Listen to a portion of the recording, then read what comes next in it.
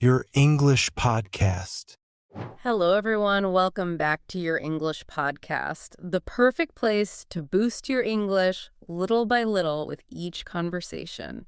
It is so wonderful to have you all here with us again. Yeah. We're ready to dive into a topic that I honestly think is the missing link for, I don't know, maybe 90% of the people listening right now. Oh, I'd say so. Yeah. It's that one thing that separates the eternal students from the speakers who feel, truly free. I couldn't agree more. And today we are tackling the big one, the absolute holy grail of language learning. Yes. We aren't talking about phrasal verbs today, though we love them. And we aren't talking about the difference between make and do. We are going deeper. We are talking about the transition from translating inside your head, that exhausting mental gymnastics we all do, to actually thinking in English. That is the dream, right? To reach that point where the words just flow, where there's no filter, no pause, no mental calculation, just pure unadulterated communication. But getting there, that requires a massive shift in mindset. Yeah. It's not just about learning more words. It's about changing how your brain processes the world around you. It really, really is. I was thinking about why we specifically chose this topic for today's deep dive. For me, and I think for a lot of you listening, learning English is necessary. It's a tool. It opens doors. It helps with work, travel, accessing information. All of that. But there is this very specific, very painful frustration when you know the vocabulary, you've studied the flashcards, and you know the grammar rules, but you still feel slow. Slow is the perfect word for it. It feels like there's a lag in the operating system. Like your computer's trying to run a brand new video game on, I don't know, a Windows 95 processor. Exactly. It's like watching a video where the audio is out of sync with the lips. You hear the native language in your head, you translate it, you check the grammar, you worry about the pronunciation, and then finally, you speak. And by that time, By the time you get the words out, the conversation has moved on. The moment is gone. that is a painful feeling. Yeah. I think everyone who has ever learned a second language has felt that specific burn. You have the perfect joke or the perfect insight, but by the time you've constructed the sentence, the group is laughing at something else. It's crushing. And frankly, that is why this deep dive is so important. We want to move you from that state of constant calculation to a state of, intuition. So today we're going to give you some really practical tips to stop translating. We are going to talk about dealing with that paralyzing fear of making mistakes, which is a huge piece of this A puzzle. huge piece. And we have some very specific, actionable daily exercises to build what we call the English brain. The English brain. I love that concept. It sounds almost sci-fi, but it's very, very real. So let's unpack this problem first. Why does this translation habit happen, and why is it such a trap? Because it feels safe, doesn't it? Translating feels like checking your work before you hand it in. It does feel safe, but it's a false safety. Let's look at the mechanics of it, the speed trap. When you translate, you are essentially asking your brain to do double the work for like half the result. Think about the steps. Oh, it's exhausting just thinking about it. It is. You hear a sentence in English. Your brain grabs it. It doesn't just understand it. It converts it to your native language to understand the meaning. Then you formulate a response in your native language. Then you translate that back into English. And finally, you send it to your mouth. Just listening to you describe that process makes me tired. It's incredibly inefficient. It is exhausting. That's why people get language fatigue after speaking for an hour. Your brain is running a marathon. But it doesn't just affect how fast you speak. It creates these awkward pauses. You know the ones I'm talking about. Oh, I know them intimately. the loading screen face. You are staring at the person, your mouth is slightly open, your eyes are kind of glazed over, and inside your head, you are frantically flipping through a mental dictionary. Precisely. And here is the kicker. While you are doing that mental page flipping, you aren't listening. No. If you are busy translating the first sentence someone said, you are almost certainly going to miss the second sentence, so it negatively affects your listening skills too. You lose the flow of the conversation because you are stuck on the previous thought. You're always one step behind. That is such a crucial insight. I used to think I just had bad hearing or that, people were speaking too fast. But realizing it now, it was because I was trying to convert every single word into my native language instead of just letting the meaning land. Right. It's like trying to catch a waterfall in a teacup. You miss most of it because you're too focused on containing these tiny little drops. And let's not forget pronunciation.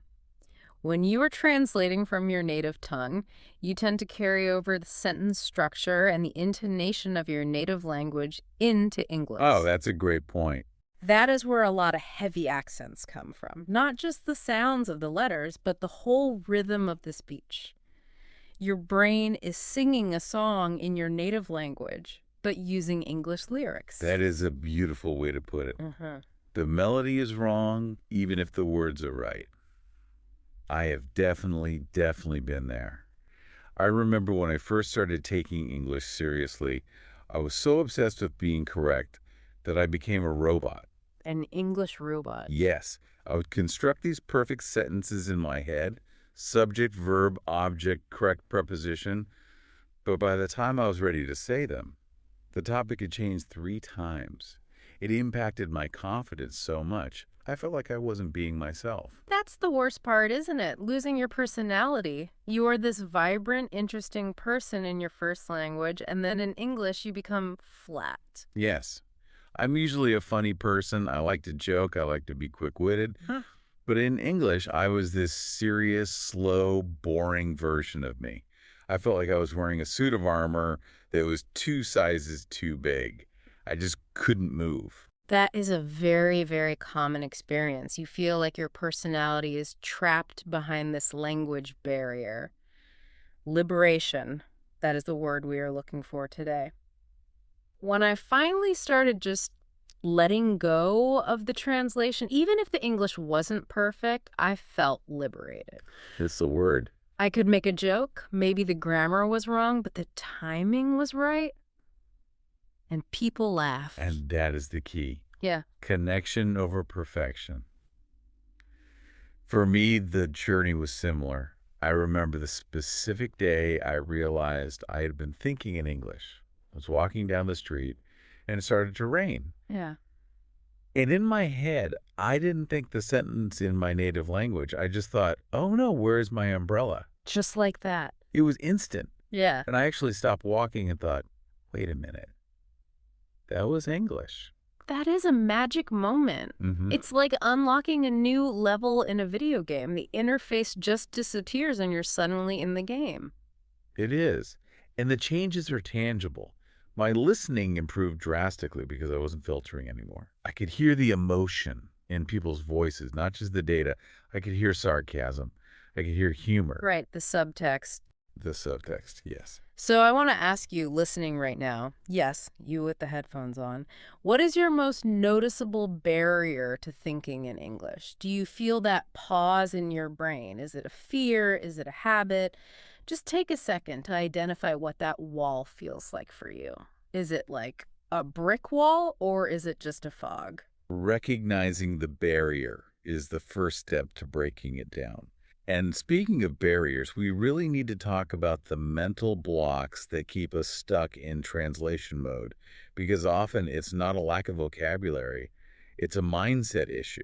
The biggest one has to be perfectionism. The perfectionism block. Oh, the absolute enemy of progress. It really is. We are taught in school, most of us anyway, that there is a right answer and a wrong answer. Red pen on the paper. So when we speak, we treat it like a test. We think, if I don't use the present perfect continuous tense correctly here, I am a failure. And that anxiety just freezes the brain. When you are terrified of making a grammar mistake, you inhibit free thinking. Your brain switches from communication mode to exam mode. That's it, exam mode. And nobody is funny or charming or relaxed in exam mode. You just lock up. It frames the whole experience as dangerous, like warning, mistake imminent, abort mission. Exactly. We need to reframe this. Fear prevents experimentation. If you look at how children learn languages, they mess up constantly. All the time. They say, I goed instead of I went. They say 2 mouses instead of 2 mice. But they don't stop speaking. They just keep going. And eventually the brain self-corrects because they are hearing the correct version enough times. They're not embarrassed. They're not. Adults are often too proud to sound silly, so we stay silent or we translate safely to ensure we sound smart. But ironically, trying to sound smart makes us sound slow. And another crutch we lean on is, well, the actual technology, or the mental equivalent of it. Relying too much on translation apps. Oh, technology is wonderful, Yeah. but it can be an enabler, can't it? If every time you see a word you don't know, you immediately pop it into Google Translate, you aren't letting your brain do the heavy lifting. Right. You are bypassing the neural pathway that needs to be built. It makes the brain lazy, right? It works slower because it knows the answer is just a click away. It's like using a calculator for 2 plus 2. After a while, you forget how to do the math yourself. It makes the brain passive. Thinking in English is an active process. You have to wrestle with the language sometimes. You have to struggle a little bit to retrieve the word. That struggle, that moment where you are reaching for the word, that's where the learning happens. That is the brain building the bridge. And then there's the environment argument. We hear this all the time. Oh, but I don't live in New York or London. I live in a place where nobody speaks English. How can I think in English if I'm not immersed? That is a valid challenge, certainly. It is harder, Huh. but it is often used as an excuse. You do not need to live in an English-speaking country to have an English-speaking brain. Yeah. You need to create an environment, a micro-environment, where you are surrounded by the language. We'll get into that. We will, but just know, geography is not destiny. Geography is not destiny. I love that. You can create a little London in your bedroom. Before we get into the how-to, I want to issue a little challenge to our listeners. Let's do it.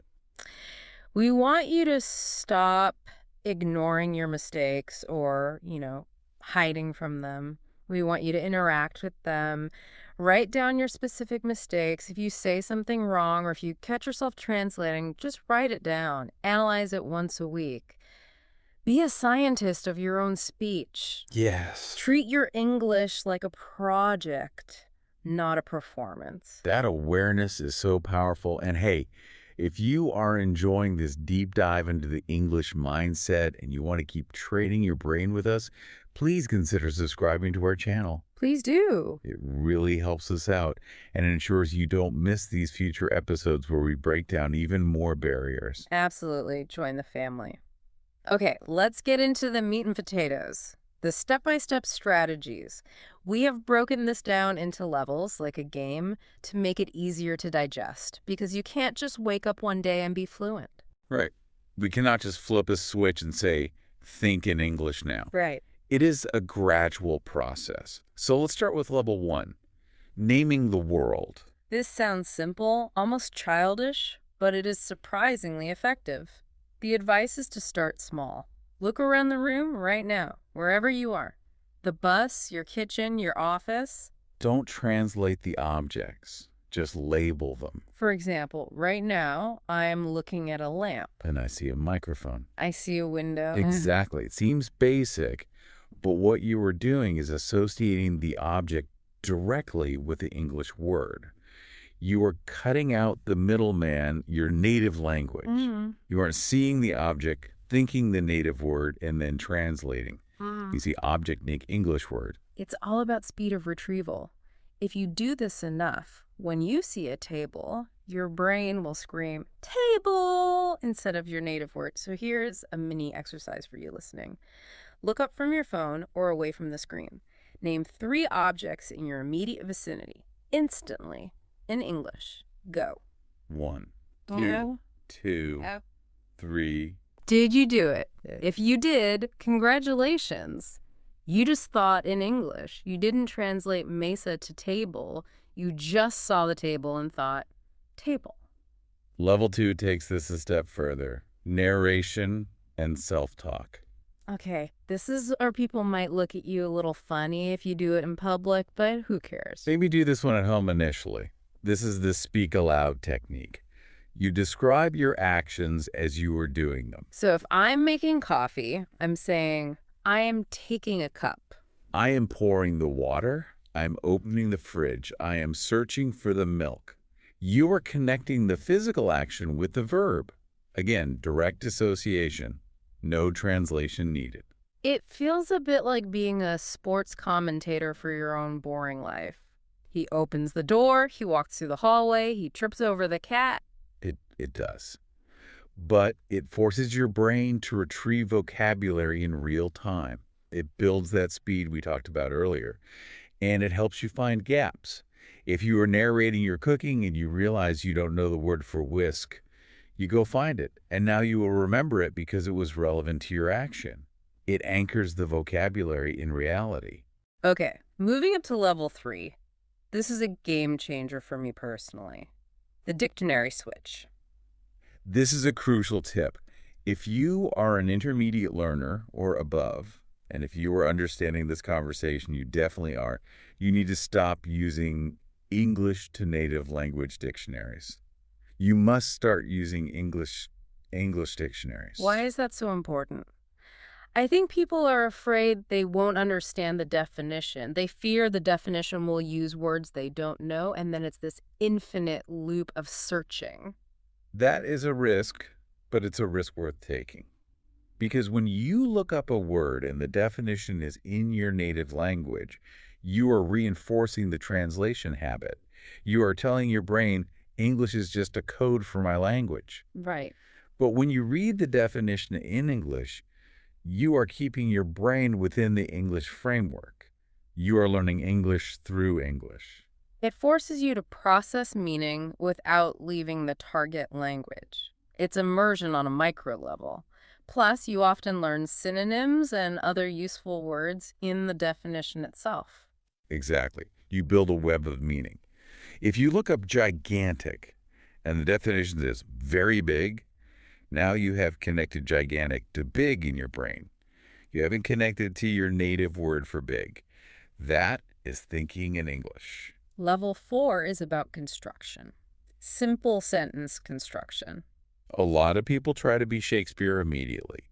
They want to express complex philosophical thoughts with multiple clauses, conditional tenses, and passive voice. And when they can't, they get frustrated. They do, and they revert to their native language. So the advice is, keep it simple. Lower the bar. Keep it short. Subject, verb, object. I feel tired. The sun is shining.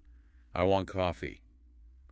Don't try to say, due to the overwhelming fatigue I'm experiencing, I believe a caffeinated beverage would be optimal. Oh, just say, I need coffee. Just say, I need coffee. I need coffee is usually the most important sentence in any language anyway. That's very true. Once you are comfortable with simple sentences, the complex ones will grow naturally from them. But if you try to sprint before you can walk, you will fall.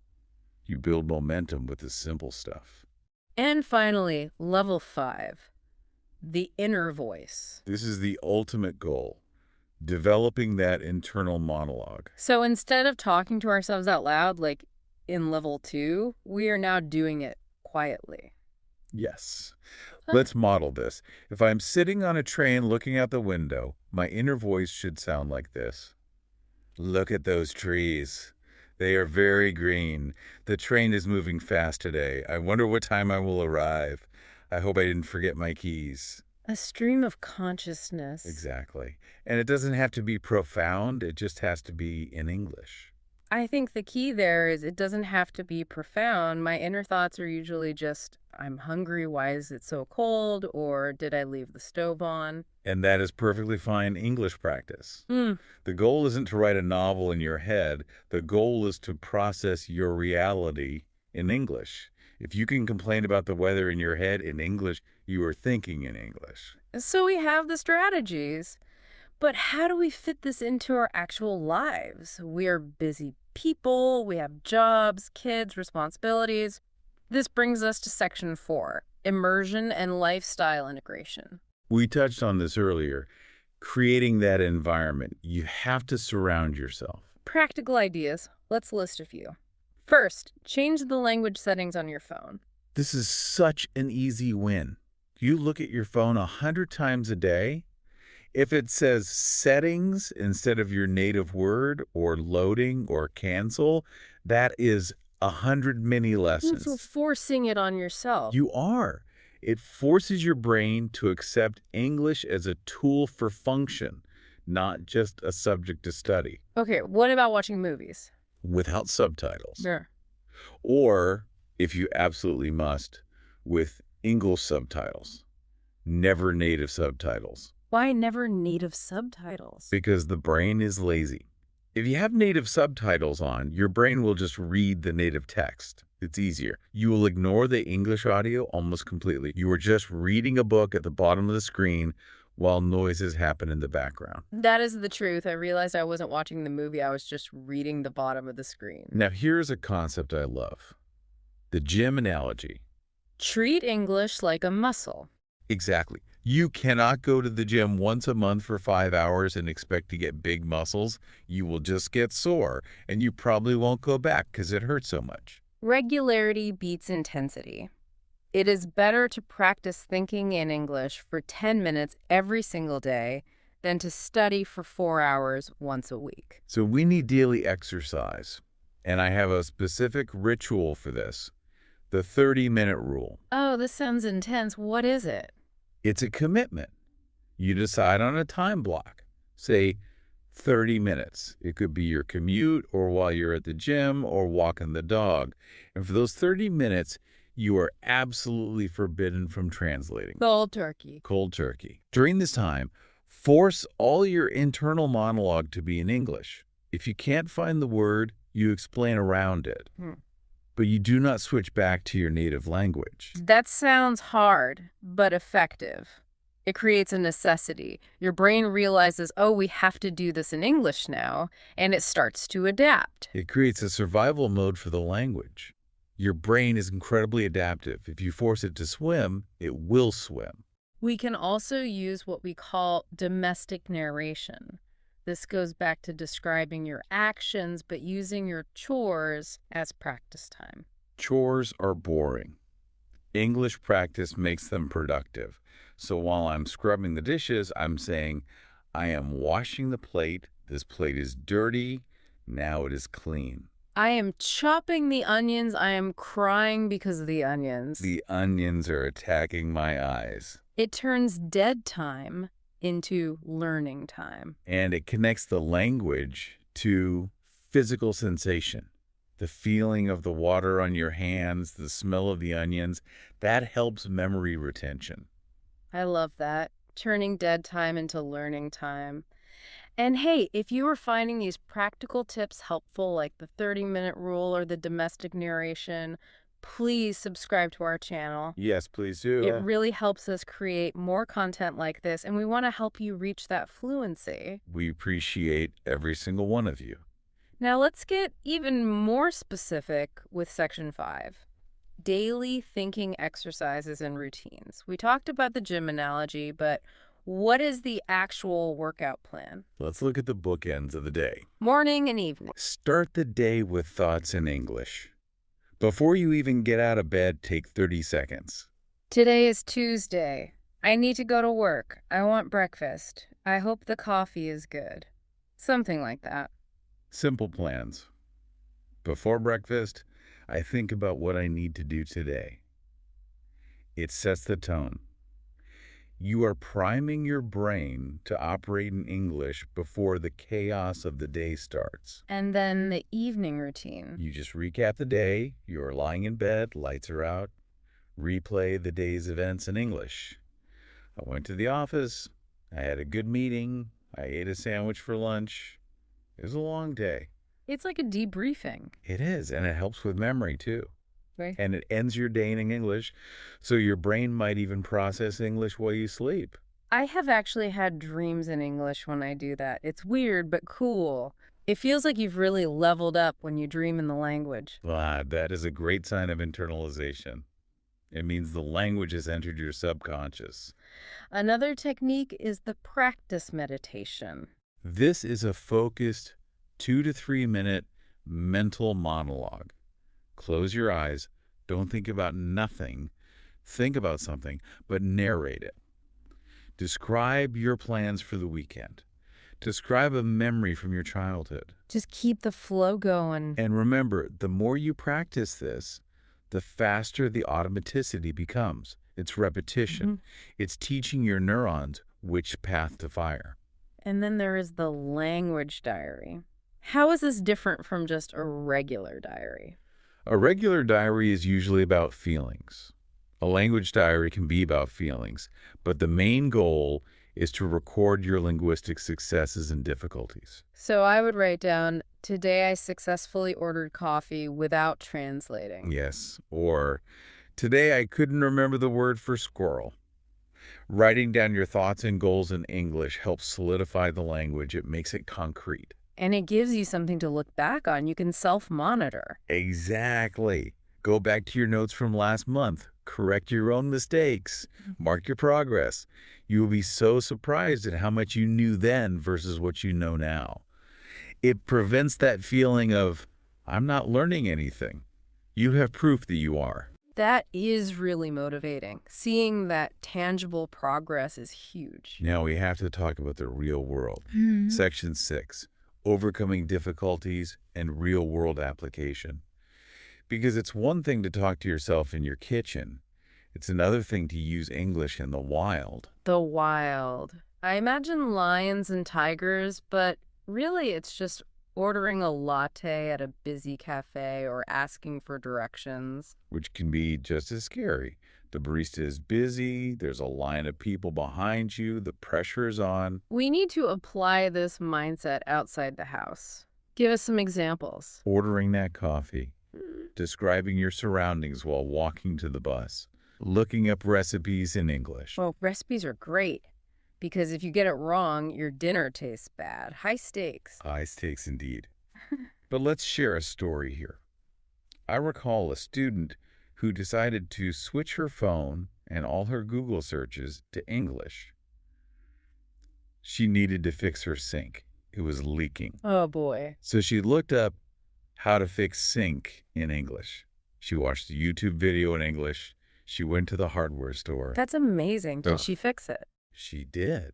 And she learned the words wrench, leak, pipe, tighten.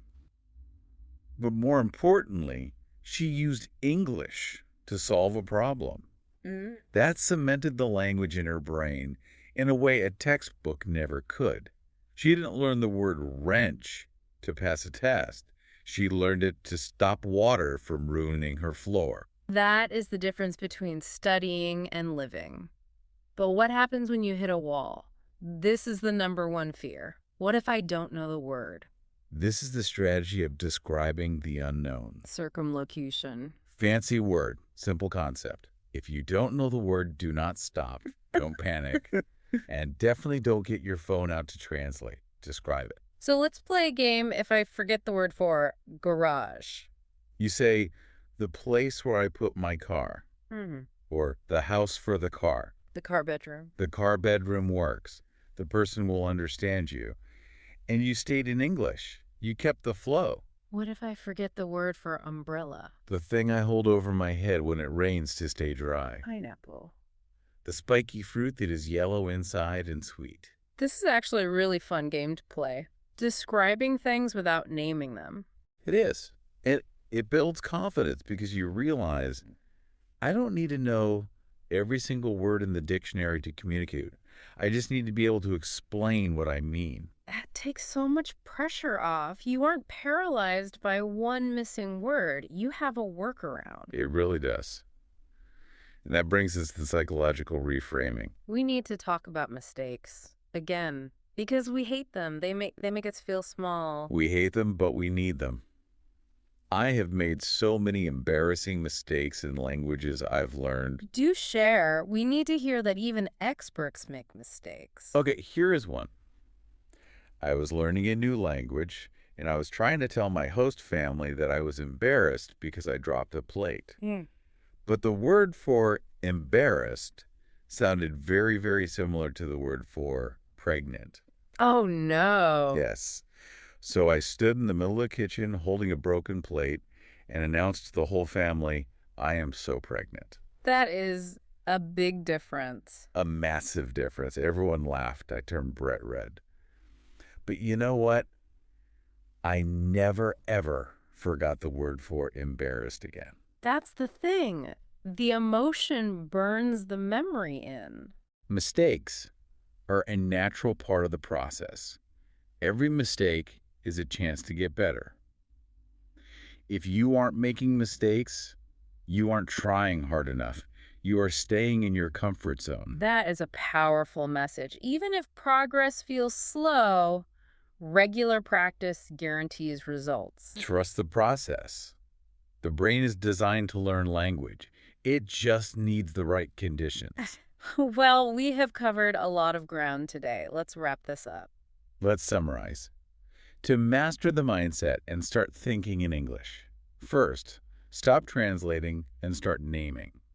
Look at the world and label it in English. Second, use the gym mentality. Daily practice, even if it's short, that 30 minutes of no translation, commit to it. And third, embrace the mistakes. Yeah. Be the person who says car bedroom instead of garage. Just keep communicating. And don't let fear shut you down. Exactly. We want to encourage you not to be afraid. You are building a new brain, essentially. That takes time, but you can do it. We want to hear from you. What is the craziest way you've described a word you forgot? Or what is your biggest aha moment? Leave a comment with your ideas, stories, or questions. Yes, and we would love to see your progress. If you start a language diary or record yourself speaking, share a portion of it on social media with our podcast hashtag. Let's celebrate those wins together. Please subscribe so you don't miss the next episodes, and share this with friends so we can grow in English together. Speaking of next episodes, Yeah. next time we might be looking at something that scares a lot of people. Phrasal verbs. But we are going to make them logical. Ooh, phrasal verbs. The villains of the English language. Get up, get down, get over, get through. I can't wait. It will be fun, I promise. Well, thank you all for tuning in. This has been a great deep dive. It really has. Keep practicing, keep thinking, and be kind to yourself in the process. Thank you so much for listening to your English podcast today. See you next time. Goodbye.